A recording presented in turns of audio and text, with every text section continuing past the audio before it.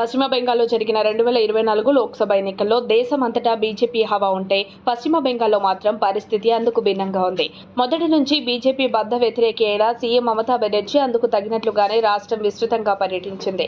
బీజేపీకి వ్యతిరేకంగా ఉపన్యాసాలు ఇస్తూ ఎన్నికల ప్రచారంలో దూసుకు వెళ్లింది. ఫలితంగా లోక్సభ ఎన్నికల్లో మమతా పార్టీ తృణమూల్ కాంగ్రెస్ 29 సీట్లతో విజయం సాధించింది. 2019 లోక్సభ ఎన్నికల్లో 18 సాధించిన బీజేపీ ఎన్నికల్లో 11 సీట్లకు పడిపోయింది.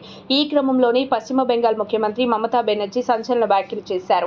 రాష్ట్రంలో బీజేపీ నుంచి గెలిచిన 3 ఎంపీలు తమతో టచ్లో ఉన్నారంటూ బిగ్ బాంబ్ పేల్చింది.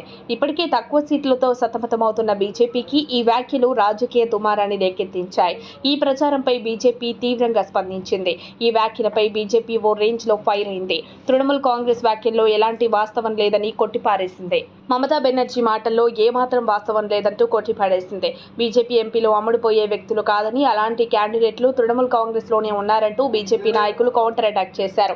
బెంగాల్లో లోక్సభ ఎన్నికల పోలింగ్ 7 దశల్లో జరిగింది. ఈసారి మమతా బెనర్జీకి బీజేపీ షాక్ ఇస్తుందని అన్ని ఎగ్జిట్ పోల్స్ అంచనా వేశాయి. టీఎంసీ కంటే బీజేపీకి ఎక్కువ సీట్లు వస్తాయని పేర్కొన్నాయి. కానీ ఎగ్జిట్ పోల్స్ అంచనాలు తలకిందులయ్యాయి. బీజేపీ సీట్లు 2019 కంటే తగ్గాయి. అదే టీఎంసీ సీట్లు 22 నుంచి 29కి పెరిగాయి. మరి మమతా బెనర్జీ వ్యాఖ్యల్లో నిజమెంతో అబద్ధమెంతో క్లారిటీ రావాల్సి ఉంది. ఒకవేళ నిజానికి ఆమెతో బీజేపీ ఎంపీలు టచ్లో ఉంటే ఎవరనేది కూడా తేలాల్సి ఉంది. మరిన్ని అప్డేట్స్ కోసం మా కాయ్ టీవీని సబ్స్క్రైబ్ చేసుకోండి. మా వీడియో కనుక మీకు నచ్చినట్లయితే లైక్ చేయండి, షేర్ చేయండి. మీ విలువైన అభిప్రాయాలను కామెంట్ బాక్స్లో తెలియజేయండి.